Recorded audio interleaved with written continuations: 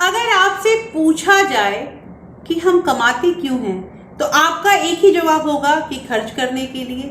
लेकिन समस्या तब आ जाती है जब ये खर्च हम कुछ ज़्यादा ही करने लगते हैं। हमारी इनकम भी अच्छी होती है, लेकिन फिर भी जब मंथ एंड होता है तो हम ये बात अक्सर कहते मिलते हैं कि हमारा खर्चा बहुत ज़्यादा है, पैसे बिल्कुल बचते नहीं हैं और हमें समझ में ही नहीं आता है कि हमारे पैसे कहाँ खर्च हो जाते हैं।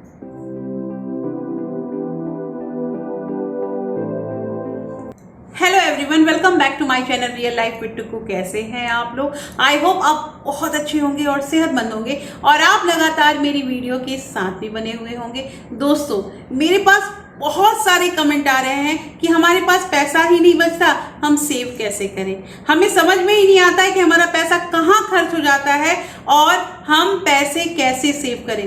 दोस्तों, मैंने बहुत सारे वीडियो डाली हैं जिसमें मनी सेविंग के अलग अलग मैंने टिप्स बताए हैं। इसके अलावा मैंने ऐसी भी वीडियो डाली है जहां पे हम क्या क्या मिस्टेक करते हैं मनी सेविंग में, ये सारा कुछ मैंने बताया है। दोस्तों, आपको अगर देखना होगा तो लिंक मैं डिस्क्रिप्शन में दे दूंगी, आप जरूर देखिएगा, आप चेकआउट कीजिएगा एक एक वीडियो को। और आज हम बात करेंगे 7 ऐसे खर्चों के बारे में जहां हमें पता ही नहीं रहता और हम खर्च कर देते हैं और फिर हम लास्ट में कहते हैं मंथ एंड होने के बाद कि हमारे पैसे ही नहीं बचते। तो चलिए स्टार्ट करते हैं दोस्तों। लेकिन अगर आप लोगों ने अभी तक रियल लाइफ विद टुकू को सब्सक्राइब नहीं किया है तो प्लीज सब्सक्राइब कर लीजिए मेरे चैनल को और साथ में जो बेल आइकन है उसे भी जरूर प्रेस कर दीजिएगा ताकि ऐसे ही इंटरेस्टिंग वीडियो के आपको नोटिफिकेशन मिलते रहे। तो चलिए स्टार्ट करते हैं वीडियो को। यहाँ सबसे पहला पॉइंट जो मैंने अक्सर अपने वीडियो में बताया है कि हमेशा शॉपिंग जो होता है वो कैश से कीजिए। देखिए दोस्तों, हमेशा हम लोगों के जब मम्मी पापा हमारे पेरेंट्स का जब टाइम था तो आपने ये चीज ध्यान दिया होगा कि वो लोग क्रेडिट कार्ड, डेबिट कार्ड या ऑनलाइन पेमेंट वगैरह उस समय अवेलेबल नहीं था। आज से 10 साल 15 साल पहले वो लोग नहीं करते थे। लेकिन आजकल हम क्या करते हैं कि हमें कहीं भी किसी रेस्टोरेंट में जाना होता है, हम डेबिट कार्ड से पेमेंट कर देते हैं, क्रेडिट कार्ड से पेमेंट कर देते हैं। इवन इफ हमें यहाँ सब्जी मंडी भी जाना होता है तो वहां भी जो दुकानदार है वो पेटीएम से पैसे जो है वो एक्सेप्ट कर लेते हैं। तो यहाँ पे जो है पूरी तरह से ये ऑनलाइन का काम शुरू हो गया है, क्रेडिट कार्ड का काम शुरू हो गया है। इससे क्या होता है ना, क्रेडिट कार्ड यूज करने से हमें पता ही नहीं चलता है कि हमारे पैसे कहाँ जा रहे हैं। मैं उन लोगों से कह रही हूं जिन्हें अपने खर्चे पे कंट्रोल नहीं है और वो कहीं भी क्रेडिट कार्ड को अपना स्वैप करा देते हैं, वो वहां पे ये सबसे बड़ा मिस्टेक है और ये जो है ये यहाँ पे हमारा खर्च सबसे ज्यादा हो जाता है। इसलिए हमें कोशिश करनी चाहिए। मैं उन लोगों से फिर से एक बात कहूंगी कि एक बार आप 6 महीने तक कैश का यूज कीजिए, क्योंकि ऐसा रिसर्च में पता भी चला है कि कैश जो होता है उससे हमारी फीलिंग जो है वो जुड़ी रहती है। आप ध्यान देना, आप कहीं भी अगर अपने वॉलेट से पैसे निकाल के देते हो तो आपको फील होगा कि आपका कुछ गया है और ऐसा करने पे आप कहीं भी न चाहते हुए थोड़ा पैसा कम ही खर्च करोगे। जबकि अगर हम एटीएम कार्ड या क्रेडिट कार्ड या ऑनलाइन पेमेंट करते हैं वहां हमें फील नहीं होता है, वो फीलिंग हमें आती ही नहीं है कि हमारा पैसा खर्च हो रहा है। तो सबसे इंपॉर्टेंट चीज है कि एक बार इस चीज को अपनाइए और जो भी आप खर्च कर रहे हैं वो कैश में कीजिए। सेकंड पॉइंट यहाँ पे आता है नॉट मेकिंग लिस्ट।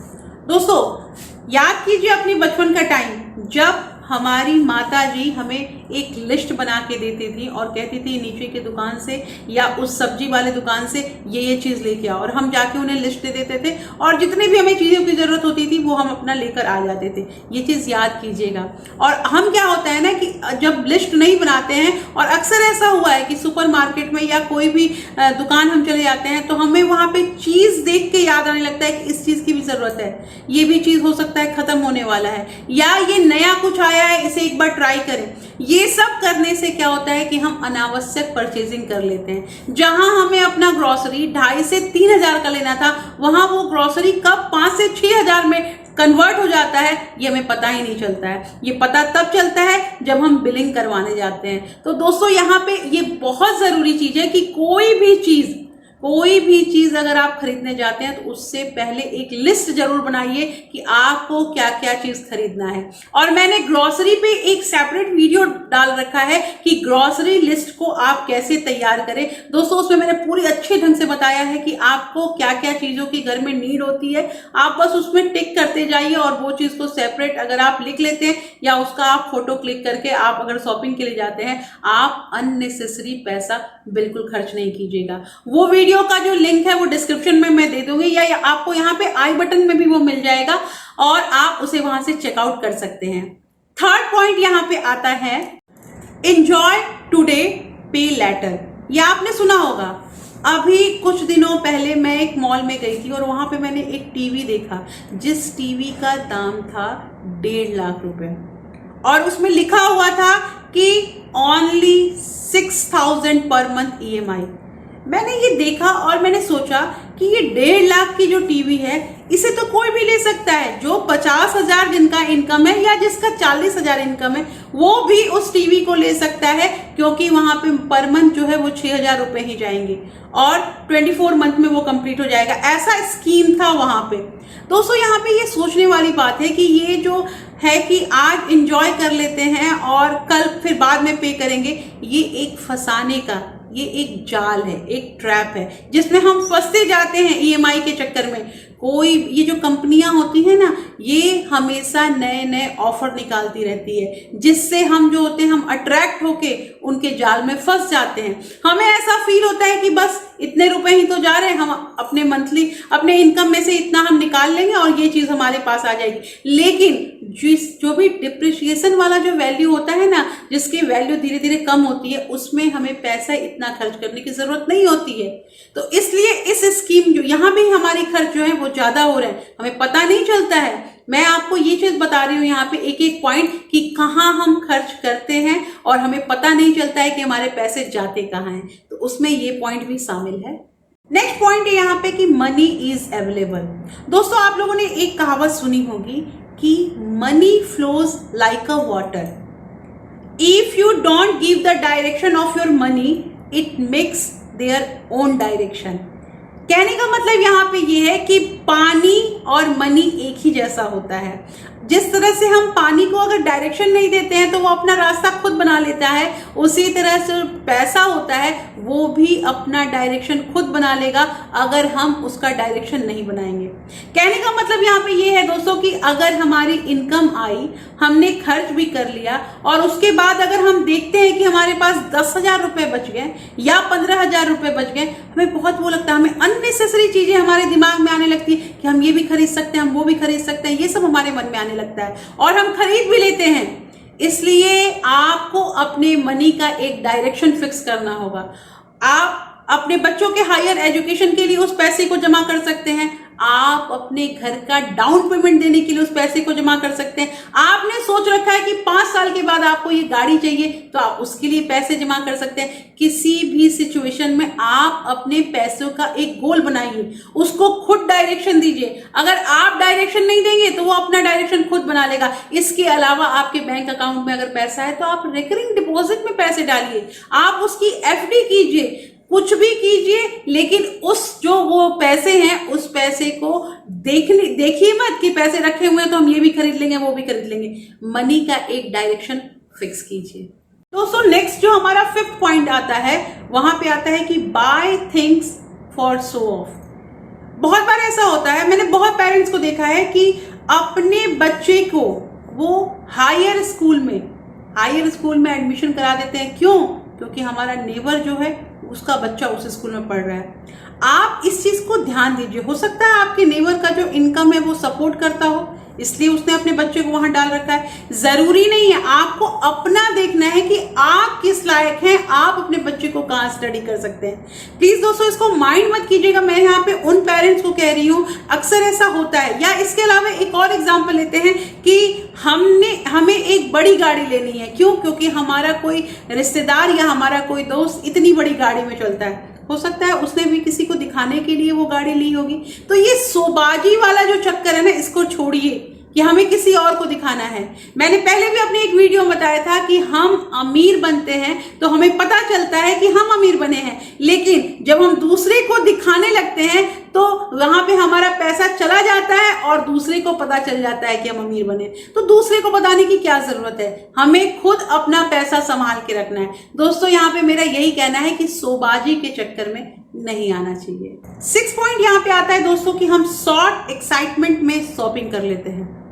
ऐसा होता है कि अगर हम अमेजन या फ्लिपकार्ट के साइट पे हैं और हम स्क्रॉल कर रहे हैं अपने मोबाइल को और हमें कोई चीज़ दिख जाती है तो हमें लगता है कि ये चीज़ हमारे पास होनी चाहिए, जबकि उस चीज़ की हमें ज़रूरत नहीं होती है और हम उस चीज़ को परचेज कर लेते हैं। ये भी हमारा अनावश्यक खर्चा है। दोस्तों यहाँ पे मैं आपको एक यही सुझाव दूंगी कि जब भी अगर आपको किसी चीज़ को खरीदने की इच्छा हो जो आपके लिए ज़रूरी नहीं है, आप 24 घंटे उस चीज़ को छोड़ दीजिए, ऐड टू कार्ट करके छोड़ दो। आपको ऐसा फील होगा अगर 24 घंटे में आपका कोई काम नहीं बिगड़ा, उसके बाद आप उसी चीज को 1 सप्ताह के लिए मत लो।